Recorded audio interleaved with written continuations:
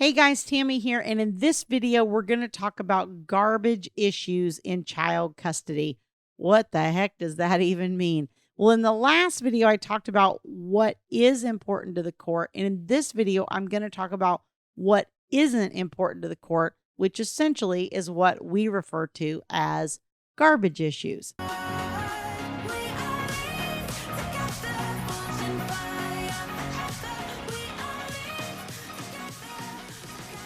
Now, if you like these videos, don't forget to hit like and also subscribe to the channel so you get notified as new videos come out. Garbage issues, unfortunately, are probably the thing that cause the most stress for co-parents, especially when you're dealing with a high conflict personality on the other side, like a narcissist or a borderline or somebody of that nature. What happens is we are going through our daily lives, and all these little things that the court feels are garbage issues are the things that we continually have conflict about.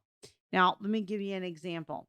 We had one case that Thomas helped with on and off a few years ago, and it was the issue the parents constantly had was over soccer and who was going to take the child to soccer. And this was a child that had played soccer their whole lives, and they were in, travel leagues and all these different things. And one of the parents paid for it and the other parent didn't because they couldn't afford it. So parent A said, fine, I'll pay for it. No problem. But then what would happen is a lot of times parent B would not take the child to practice or would say, oh, I can't take them. And parent A would get frustrated because they were scrambling to either come get the child and take them or work out some alternative arrangement. And they ended up filing in court and taking parent B to court over the soccer issue. Now, Thomas was helping parent B in this situation. And ultimately, the court didn't force parent B to take the child to soccer on their time, but they did allow parent A to come pick up the child and take them during parent B's time if they chose to. Now, I have seen situations where I actually have one going right now where one of the parents is in hot water for not taking the child to extracurriculars, but it's not just extracurriculars, it's everything. It's, any kind of tutoring, school stuff, therapy, extracurriculars, anything, everything, you name it, this parent won't take them. And so the court is getting really frustrated with this parent because they feel like this parent isn't, really involved in the child's life or interested in being a parent or being involved in the things that affect the child. But in this particular instance, the first instance that I was talking about with the soccer, the issue wasn't that parent didn't want the child to play soccer or was trying to be difficult. The issue was that parent was in a new relationship and had had a new child, so had a very young baby in the home and was working full time. And between everything going on and trying to get home from work and get everything settled, they just, a lot of days could not squeeze in trying to get that child to their soccer practice or games. And so the court kind of saw it as, I don't think this parent's really trying to be specifically difficult or uncooperative. I think they just are trying to live their life, but they are keeping the other parent from coming and taking the child during their parenting time, which shouldn't be any reason the child can't still go to soccer if the other parent is willing to transport them. And so the court's trying to look at it from, what's the best thing for the child in this situation. Now, this is the type of thing that can really stress us out and cause a lot of back and forth because I think parent A felt like, this is ridiculous because I paid for it. I did everything. All you got to do is get the child there. If you won't get the child there, at least let me come get the child and take them. And parent B is like, you know what? This is ridiculous because I have a new family. I have other obligations. I want that child to be here, to be present, to participate in dinner and other things going on in the household that are family. And so it's my parenting time. And no, you can't just come get them to take them off to soccer during my parenting time. So I think if you put yourself in either one of those situations, you can see how there's not really, it's not that either parent's position is totally incredulous. I mean, it feels to both of them like the other parent is wrong, but it's not that either one of them are truly being super, super difficult. But unfortunately, when we have custody situations, even something as small as getting the child to soccer practice can be issues that end up in front of the court. And again, these are issues that we refer to as garbage issues. And the reason is because they aren't really the thing that the court's there to decide. They aren't really the health, safety, welfare, parenting schedule, types of decisions that the court is really there to help make. On these day-to-day issues, they want the parents to be able to work this out, or at the very least, not have conflict with the other parent over it. Try to just, let go and not dig your heels in where possible. It would have been nice if parent B would have just said, hey, you know what, that's fine. Just come get the child. I mean, I don't love it, but soccer's a season. It's not the rest of her life. And so, we're going to just deal with it and kind of make it work. There are all kinds of issues like this that come up. I have seen, we've shared the story of Thomas's kids when they got haircuts, when they were very young. When they were about 3 and 4 years old, mom was married to someone in the military at the time, and they took them and essentially got buzz cuts. I mean, not just buzz cuts. I mean, the children would come back bald, essentially. The 2 little boys, Thomas has 2, they're not little boys anymore. They're 18 and 19, but the boys would come back and they would be completely shaved bald.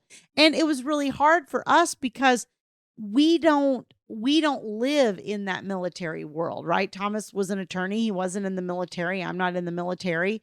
And that's just not a world that either of us have ever functioned in. And so we would take the children places. And honestly, a couple of times I had someone stop me and ask me if, one of the kids had cancer, like if I'd be out with just one of them. I think when I was out with 2 of them, they kind of figured out, oh, this is sort of like a family thing or something. But if I only had one of them, a lot of times I would be stopped and asked if they were sick or something was wrong because they literally were shaved completely bald. Now, here's the problem with this, especially if you're dealing with somebody who's high conflict on the other side. And, we have come to figure out that it wasn't just Thomas's ex-wife. It was also her husband. It was sort of he added another layer to the conflict. What happened is they had gone and done this. And then if we say anything, it's probably going to make them continue to do it. And so you have to get real creative about how are you going to solve this problem. And fighting with them and taking them in front of the court over every little thing is really not a viable option. It's exhausting. It can be expensive if you're hiring an attorney for that every time. And so you're going in and fighting over these little bitty issues, and you're spending all of your money, all of your energy over a haircut. But Thomas essentially sat down and typed out an email. At that time, we didn't have parenting apps and all the wonderful things that we have access to now. But he sat down and he typed out an email. And then he said to me, "What do you think?" And I said, "Well, I think if you send that, they're probably going to do it more." And so we sat on it overnight and waited to see how he was going to feel the next day. And the next day he looked at it and he said, "You know what? I shouldn't send this. It's hair. It will grow back. It's not a permanent condition. I don't love it. I wonder if we can find some creative way to work around this." What I did is I started putting my thinking cap on. And this is a lot of the problem solving, you guys, in these little day-to-day issues that drive you nuts and that really seem to interfere with your life and make things really, really difficult. One of the things I can tell you is you would be surprised at the creative options that you can come up with of how to solve these problems, particularly when you're dealing with a high conflict person. And so I put my thinking cap on and I found a little place near the house that when they cut the kids' hair, they let them play video games. Well, we have not had, never had, don't have now, video games for Thomas's children in our household. Now, my older boys had video games, but there's 10 years difference between them. And so it's just something we never implemented with Thomas's kids and still don't have a video gaming system. And so getting to play a video game became like a huge treat for them.